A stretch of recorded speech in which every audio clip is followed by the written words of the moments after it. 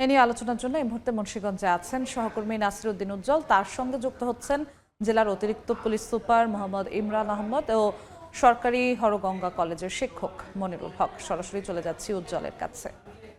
উজ্জ্বল, স্কুলগামী শিক্ষার্থীরা সন্ধ্যার পরে পড়ার টেবিলে না থাকা, স্কুলের মাঠের অভাব এবং ভার্চুয়াল ভাইরাস সহ নানা কারণেই বিশেষজ্ঞরা বলছেন যে কিশোর অপরাধ বাড়ছে।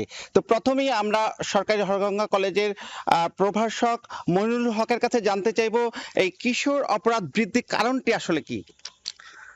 ধন্যবাদ।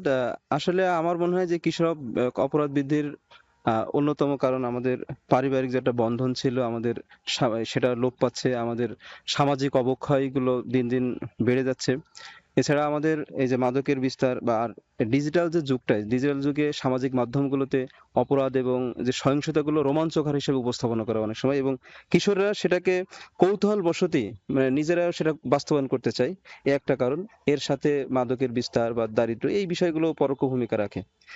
এখন এইগুলো থেকে যদি আমরা মুক্তি পেতে চাই তাহলে আমার মনে হয় যে প্রথমে এগিয়ে আসতে হবে আমাদের পরিবারকে, বিশেষ করে আমাদের বাবা মাদেরকে সবসময় নজর রাখতে হবে যে আমাদের সন্তানরা কোথায় যাচ্ছে, কার সাথে মেশে।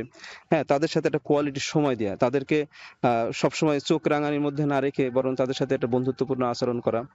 এর সাথে সাথে আমাদের যে বিনোদন যে মাধ্যমগুলো আছে আমাদের সেটা খুব কমে গেছে। আগে সামাজিক যে উৎসবগুলো হতো সেগুলো কমে যাচ্ছে, সেগুলো যদি বাড়ানো যায়। আরেকটা হলো আমাদের দেশের যে কারেকশনাল সার্ভিসগুলো আছে সেগুলো অপর্যাপ্ত, এবং প্রয়োজনে যেটা দরকার সেটাও আমাদের এখানে নাই। এই কারেকশনাল সার্ভিসগুলো যথাযথভাবে যাতে দেওয়া যায় সেই ব্যবস্থাটা রাখা, এবং যে কোনো সমস্যার সমাধানের প্রথম যে পদক্ষেপ সেটার জন্য হলো গবেষণা দরকার। আমার মনে হয় আমাদের এই যে কিশোর অপরাধ কেন হচ্ছে, কারা এর সাথে জড়িত এবং এর মাত্রাটা কেমন, এই গবেষণার দরকার। এই ক্ষেত্রে সরকারের উচিত যে সমাজবিজ্ঞানী, সমাজকর্মী, তারপর অপরাধ বিজ্ঞানের সমন্বয়ে একটা রিসার্চ স্কুল গঠন করে তাদের মধ্যে একটা যথেষ্ট রিসার্চ করা। আর সর্বোপরি আমি সমাজকর্মী হিসেবে একটা কথা বলতে চাই যে কিশোর অপরাধীকে অপরাধী হিসেবে না ভেবে তার ভিতর যে প্রতিভাটা আছে সেটাকে গুরুত্ব দেওয়া, এবং এই আপনাকে ধন্যবাদ। আসলে যে সরকারি হরগঙ্গা কলেজের যে প্রভাষক বলছিলেন যে এই সমস্যাগুলো, কিন্তু সার্বিকভাবে আপনারা এই কিশোর অপরাধ নিয়ন্ত্রণে কি পদক্ষেপ নিচ্ছেন? ধন্যবাদ আপনাকে। মুন্সিগঞ্জের প্রেক্ষাপটে মুন্সিগঞ্জ জেলা পুলিশ কিশোর অপরাধীদের আমরা যদি বলি এই অপরাধ যাতে না হয় এবং নতুন করে কেউ যেন আমাদের কিশোর যারা এই অপরাধের সংস্পর্শে না আসে, এজন্য আমরা 3 ধাপে সাধারণত ব্যবস্থা গ্রহণ করি। একটি হলো আমাদের অ্যাওয়ারনেস প্রোগ্রাম। আমাদের জেলা পুলিশের পক্ষ থেকে গত 6 মাসে প্রায় 200 আমরা অ্যাওয়ারনেস প্রোগ্রাম করেছি, যাতে আমাদের যারা স্কুলগামী বা কলেজগামী আমাদের সন্তানেরা আছেন তারা যাতে কোনো ধরনের মানে অসৎ সঙ্গের পাল্লায় পড়ে কোনো রকম অপরাধে না জড়ায়, এবং যে সমস্ত আমাদের কিশোররা দুর্ভাগ্যবশত বিভিন্ন অপরাধের সঙ্গে জড়িয়ে গেছেন তাদের জন্য আমরা বিশেষ করে, আপনারা জানেন যে সরকারি শিশু আইন আছে, একই সঙ্গে তাদের কারেকশনাল সার্ভিসে কিভাবে নিয়ে আসা যায় তার জন্য আমরা কাজ করি। এবং আর সর্বোপরি আমাদের জেলা পুলিশের পক্ষ থেকে বিভিন্ন সময় আমাদের পুলিশ সুপার মহোদয়ের নির্দেশে আমরা যে কাজটা সবসময় করি যে আমাদের যারা টিমগুলো বাইরে কাজ করে, যাতে করে যাদের মধ্যে এরকম টেন্ডেন্সি আমরা লক্ষ্য করি, তখন আমরা যেহেতু তারা কিশোর তাদেরকে একটা সামনে তাদের ফিউচার আছে, তো যদি তিনি একদম হেবিচুয়াল অফেন্ডার না হন সেক্ষেত্রে তাকে আমরা যে সোশ্যাল যে কম্পোনেন্টগুলো আছে, বিশেষ করে আমাদের একটা প্রত্যেক সমাজ আছে বা তার ফ্যামিলিকে ডেকে কিভাবে তাদেরকে একটা আমরা নজরদারির মধ্যে রাখতে পারি সেই ব্যবস্থাটা আমরা করছি। এবং আমাদের সৌভাগ্য যে মুন্সিগঞ্জে এখন পর্যন্ত কোনো আমরা কিশোর গ্যাং যাকে বলে সেটা নেই। ছোটখাটো যে কিন্তু এই যে স্যার যেটা বলছিলেন যে স্কুল সময়ে অনেক সময় স্কুলের বাইরে ড্রেস পরে ঘুরছে, অথবা সন্ধ্যার পরে বাইরে থাকছে, অথবা এই স্কুল গামী যারা তারা নেশাক্ত হচ্ছে, এইসব ব্যাপারগুলো আপনি কিভাবে বলবেন?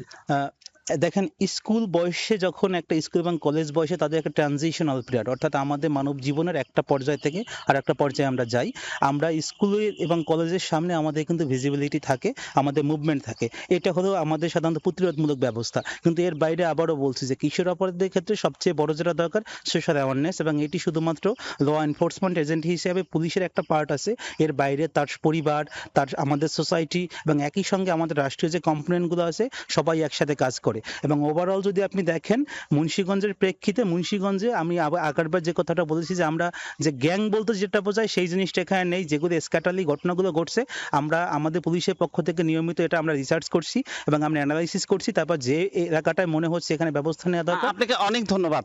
তো এই যে মুন্সিগঞ্জে কিশোর অপরাধ নিয়ে যে আলোচনা হচ্ছিল, তারা সবচেয়ে বেশি গুরুত্ব দিচ্ছেন যে একটি পরিবার হচ্ছে সবচেয়ে বড় বিশ্ববিদ্যালয়, সেজন্য কিন্তু পরিবার থেকে বেশি গুরুত্ব দিতে হবে এবং সন্তানদের সঙ্গে বন্ধুসুলভ আচরণ এবং সন্তানরা কোথায় যাচ্ছেন, কি অবস্থায় থাকছেন এবং সার্বক্ষণিক তাদের মনিটরিং এ রাখার পাশাপাশি যে স্কুলে নিয়মিত প্রবেশ করছেন কিনা সেটিও দেখবার ব্যাপারে কিন্তু গুরুত্ব আরোপ করেছেন।